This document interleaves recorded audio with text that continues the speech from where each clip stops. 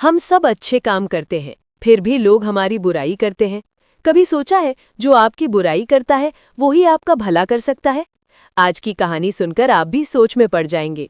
एक घने जंगल में शेर सिंह नाम का राजा रहता था। वो ताकतवर था, पर बहुत घमंडी और नास्तिक भी। उसे किसी भगवान, दान या भक्ति पर विश्वास नहीं था। मुझे किसी की जरूरत नहीं, मैं खुद ही राजा हूँ, खुद ही भगवान। राजा दिन रात राजमहल में ऐश करता, न किसी को दान देता, न किसी की मदद करता। एक दिन शेर सिंह अपने प्यारे घोड़े बिजली पर बैठकर सैर पर निकला।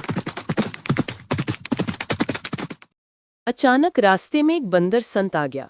उसके गले में माला थी और केसरिया रंग वस्त्र पहने हुए थे। राजन, मैं जंगल में घूमता हूँ, भूखा हूँ, मुझे थोड़ा दान चाहिए। दान? मैं दान नहीं देता, ये सब फालतू चीजें हैं, जा आगे बढ़।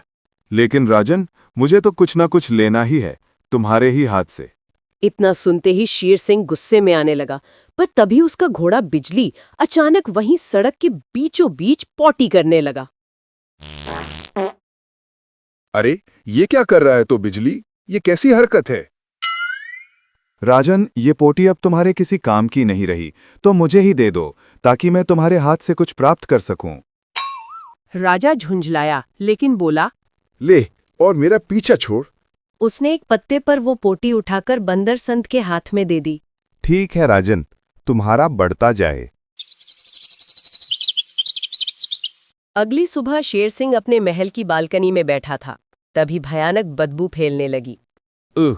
ये कैसी गंध है? जब नीचे देखा, पूरा राजमहल घोड़े की पोटी के पहाड़ों से भरा था। ये क्या हो गया मेरे साथ? इस बदबू में तो रहा भी नहीं जा रहा। उसने सब साफ करवाया, लेकिन अगली सुबह फिर वही हाल। अब राजा समझ गया, ये संत बंदर की वजह से हुआ है। शेर सिंह तुरंत जंगल के उस पेड़ के पास पहुंचा जहां संत बंदर ध्यान लगाकर बैठे थे। संत महाराज, मुझसे गलती हुई, मुझे बताइए इस पॉटी पहाड़ से कैसे छुटकारा मिले? राजन, ये तुम्हारे कर्मों का फल है। जिस चीज का दान करते हैं वही बढ़ती है। तुमने पोटी दी थी, इसलिए वही बढ़ रही है। अब मैं क्या करूं महाराज, कोई उपाय बताइए। उपाय है, लेकिन याद रखना, जब तक पूरा न हो जाए कोई सवाल मत करना। ठीक है, आपकी जैसी आज्ञा मैं वैसा ही करूंगा। तो जाओ, जंगल में ऐसी बातें फैलाओ कि सब तुम्हारी बुराई करने लगें। राजा ने जंगल में खबर फैला दी। अब हर जानवर को टैक्स देना होगा, किसी को भी मुफ्त में फल या पानी नहीं मिलेगा। ये कैसा राजा है? बिल्कुल निर्दयी, हम सब इसकी शिकायत करेंगे। पूरा जंगल राजा की बुराई करने लगा। और उधर अगले दिन जब राजा बालकनी में पहुंचा, पूरा महल चमक रहा था। बदबू और गंदगी सब गायब थी। अरे ये तो चमत्कार हो गया। राजा फिर से बंदर संत के पास पहुंचा।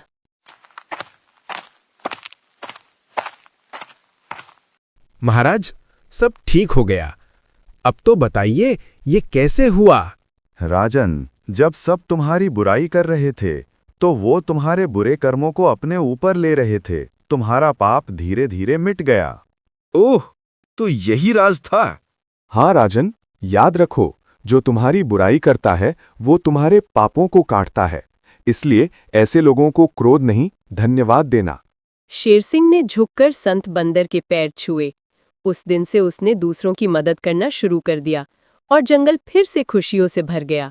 जिसका हम दान करते हैं वही जीवन में बढ़ता है, और जो हमारी बुराई करता है वो हमारे कर्मों का बोझ हल्का करता है। अगर आप देखना चाहते हैं इसी तरह की मज़ेदार शेर जैसे जानवर की कहानी, तो सब्सक्राइब करें।